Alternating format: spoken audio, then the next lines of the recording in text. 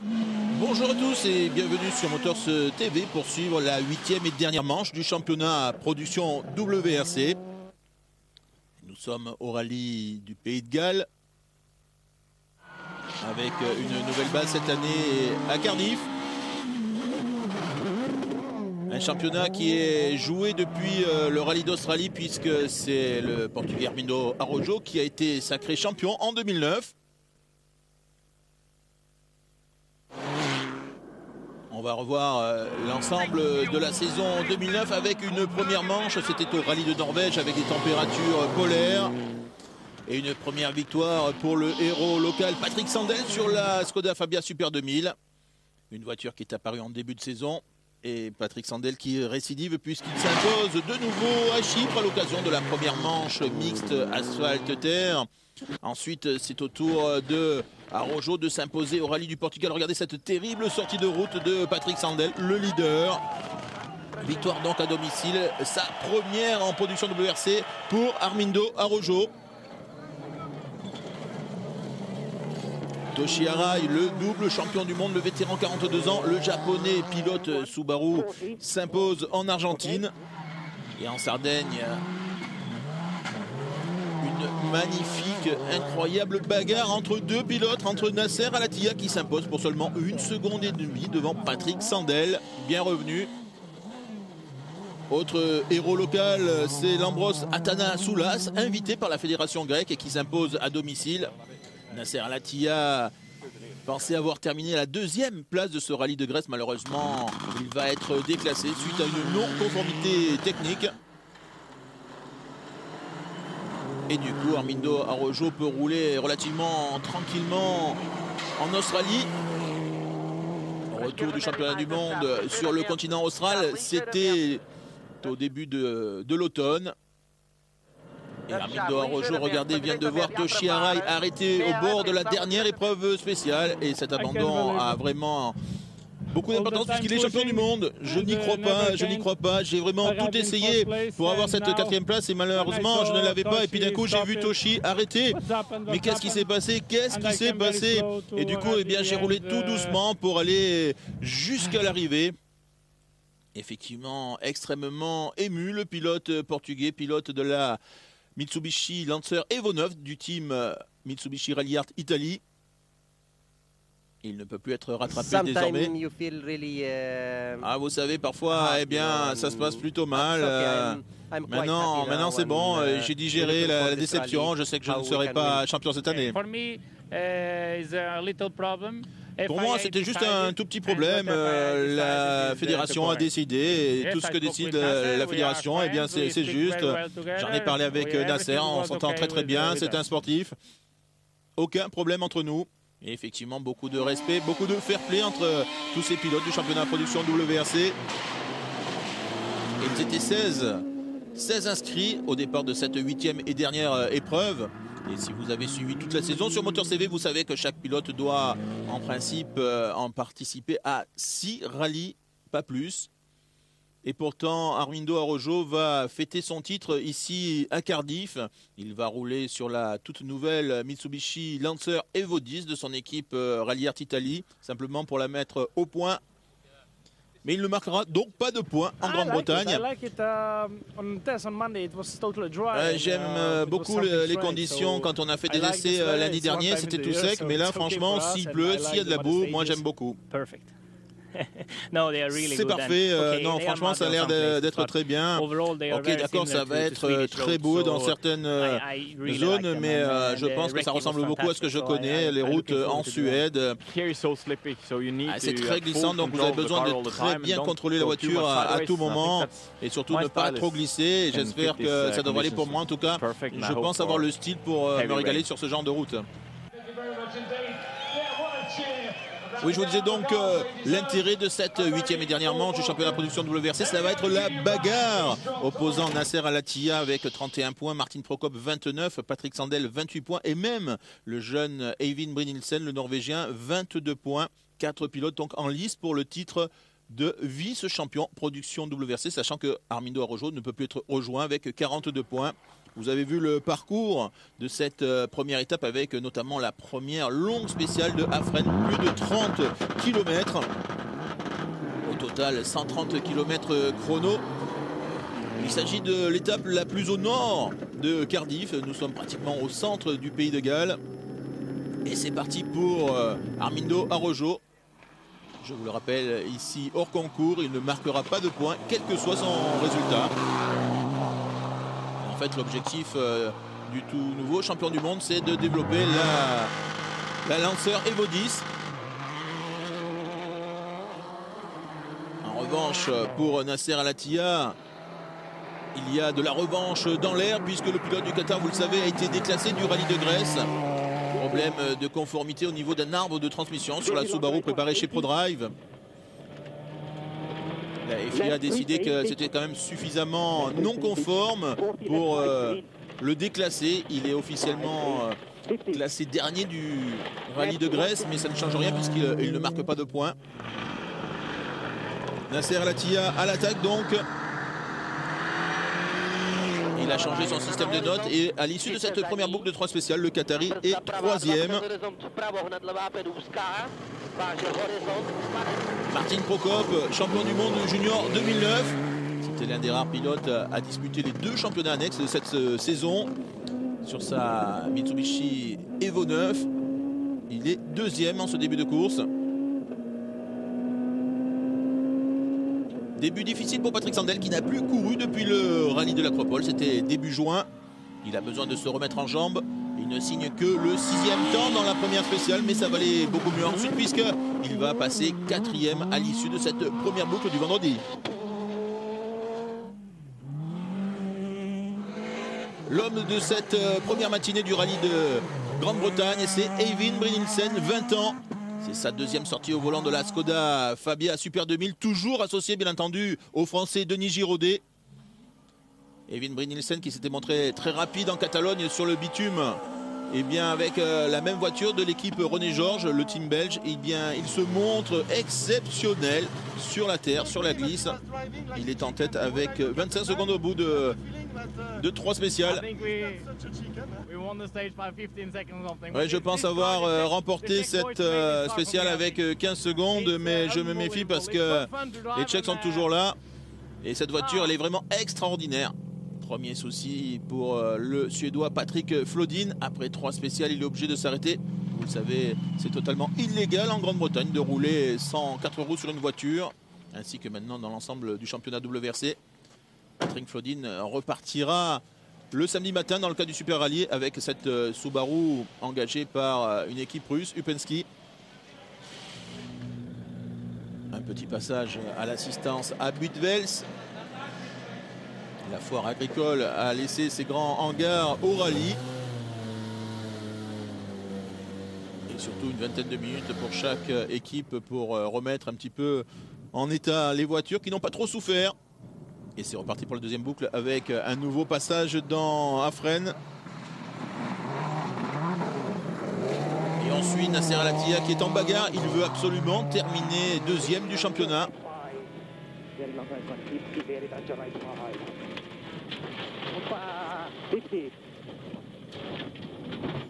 Oh, c'est chaud pour le pilote du Qatar qui part en tonneau. Al-Attiyah avec son copilote italien Giovanni Bellacchini.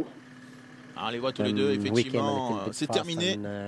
Je suis arrivé un petit peu trop vite et je crois avoir freiné trop tard. Et puis là, j'ai touché le talus. Ça nous a envoyé droit vers les arbres en tonneau. C'est des choses qui arrivent en rallye, vous savez. Mais bon, on ne s'est pas fait mal, c'est l'essentiel. Et on va essayer de réparer la voiture pour pouvoir repartir en Super Rallye demain.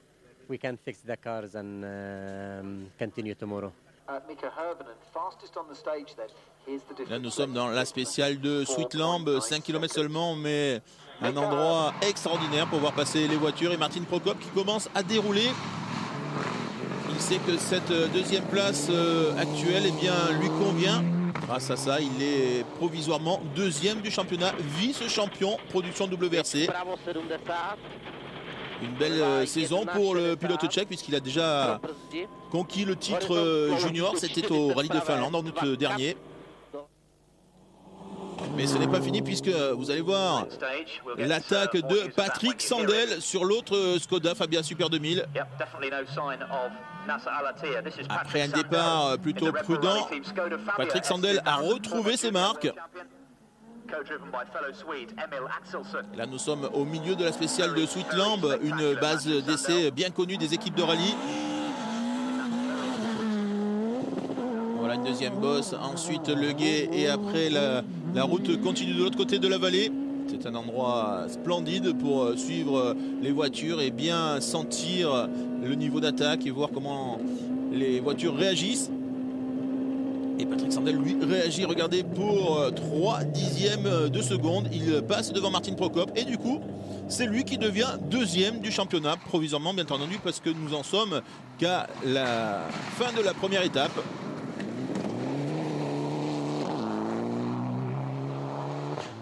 Quant à Armindo Araujo, il poursuit ses essais, il est actuellement quatrième.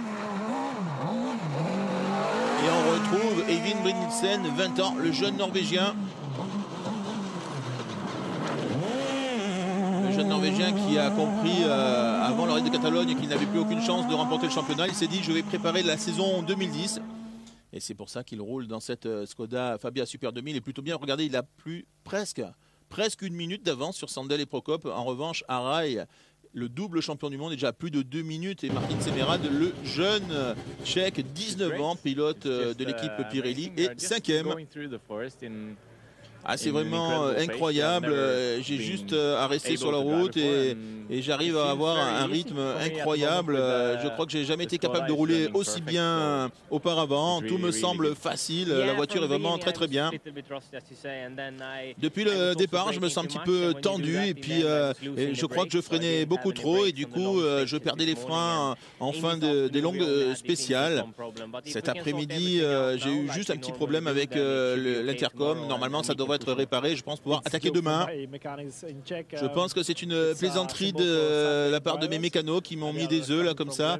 C'est un truc qu'on fait souvent en République tchèque pour les conducteurs du dimanche quand ils promènent leur grand-mère en rentrant de la ferme. Il faut absolument pas casser les œufs, donc c'est peut-être pour dire que je roule pas assez vite, mais je suis désolé, je peux pas aller plus vite pour l'instant.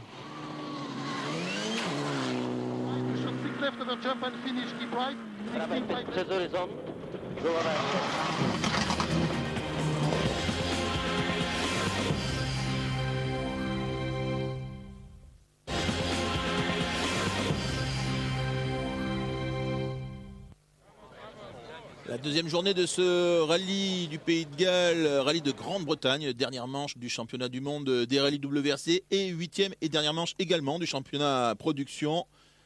Eh bien, comporte 6 spéciales, 138 km au programme de la journée, 2 boucles, vous connaissez le principe, avec un monument pour commencer cette journée, Ronda. Et vous pouvez voir par rapport à la veille, eh bien, la pluie s'invite, rendant les conditions encore plus glissantes, encore plus difficiles. Un véritable déluge s'abat sur le sud du Pays de Galles, autour de Cardiff.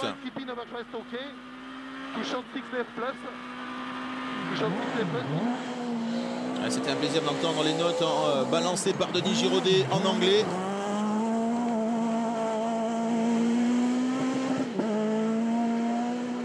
Le jeune Norvégien qui fait preuve d'une grande maturité, il va augmenter son avance au fur et à mesure des chronos.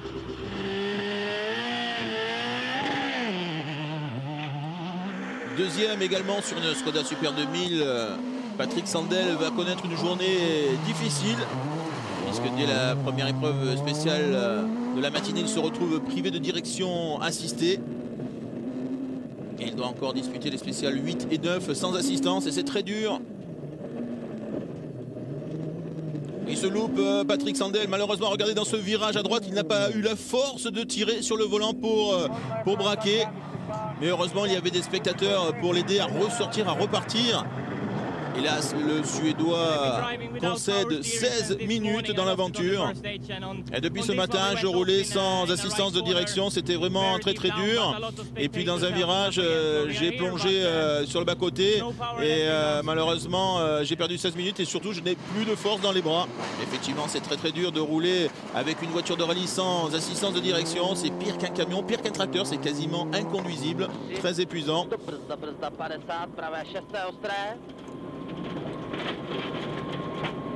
Et le retard pris par Patrick Sandel permet à Martin Prokop de retrouver la deuxième place de la course, bien entendu, et aussi celle du championnat.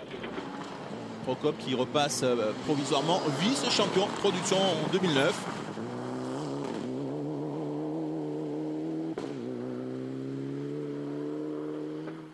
Entre la sortie de Sandel et celle d'Alatia, et bien Toshi Arai grimpe tout doucement au classement. Le double champion du monde production pointe désormais en 3e position. Lui aussi doit retrouver ses marques puisqu'il n'a plus roulé en Grande-Bretagne depuis 2001.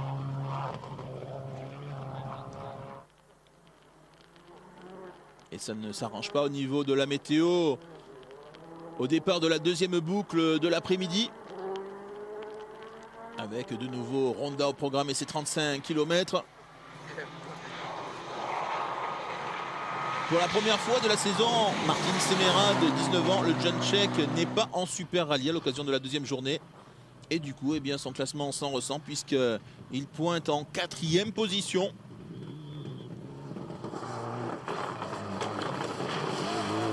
Martin Semera, c'est le plus jeune des concurrents du championnat cette année.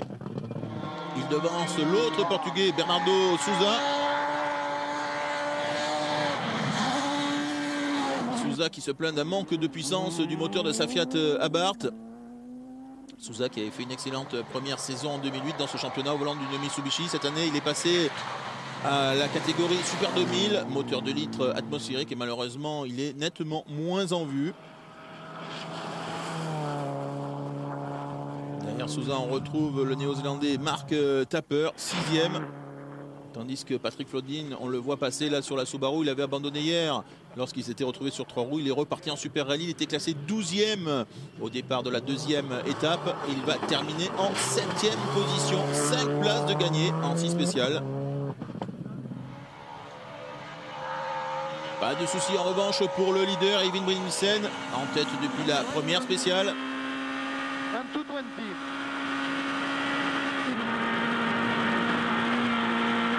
Keep middle over crest into 6 right, okay, 90.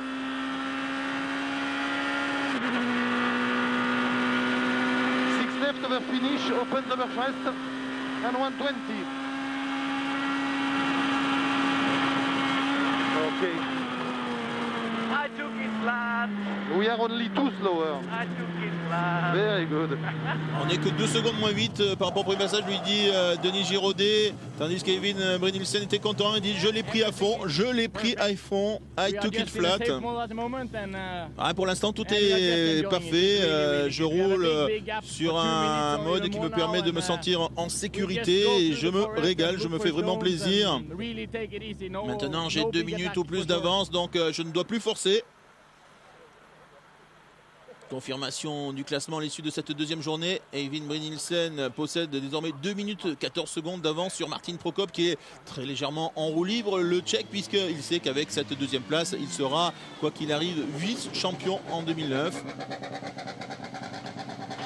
Retour au parc d'assistance installé cette année pour la première fois à Cardiff, dans un tout nouveau quartier réhabilité sur les quais.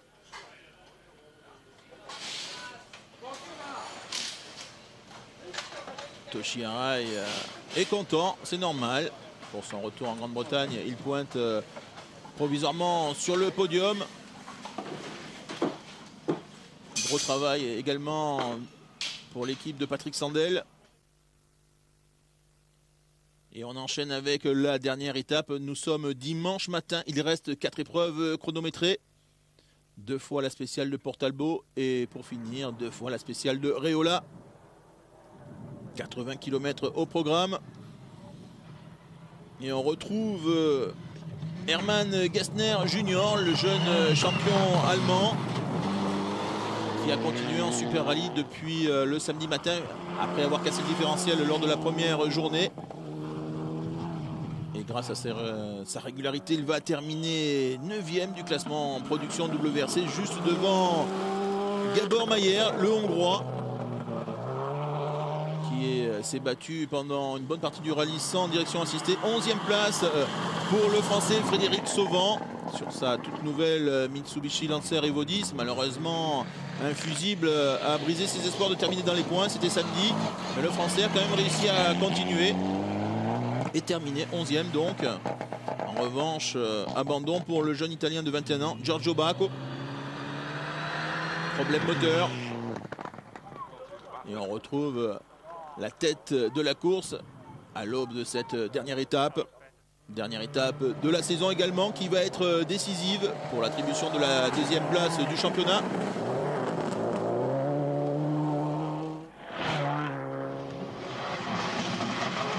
Nasser Al-Attiyah, regardez, il se fait encore piéger, mais cette fois-ci il ne part pas en tonneau. Mais c'est un gros tête à queue pour le pilote du Qatar, qui va finalement prendre la 4e place du championnat. Martin Semmerad poursuit sur son rythme. Il est au pied du podium, 4e. Son meilleur résultat cette année. 3e place pour Toshi Arai. C'est son 2e podium cette année.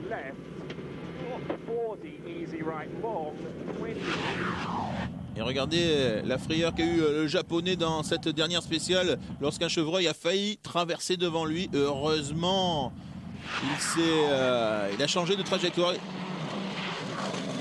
Juste une frayeur donc pour le japonais qui en termine 3e.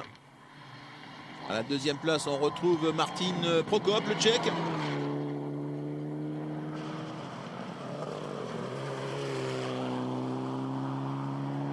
Très belle saison 2009 pour Martin Prokop, champion du monde junior et vice-champion en production.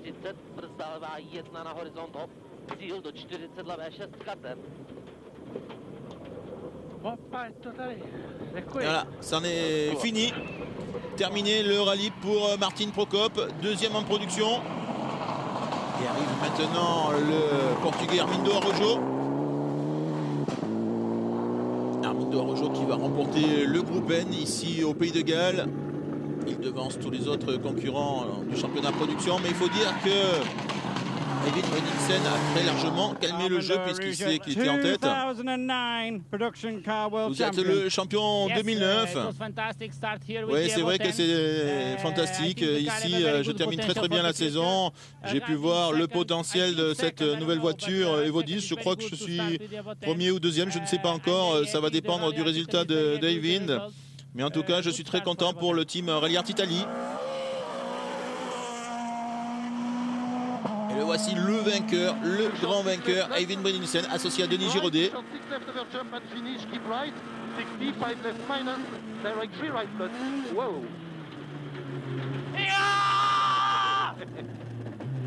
It's not a copy, like Peter. Thank you.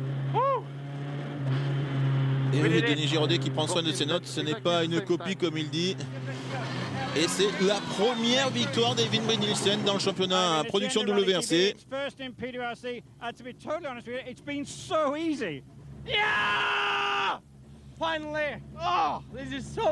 Enfin, c'est si bon. Ah, c'est super.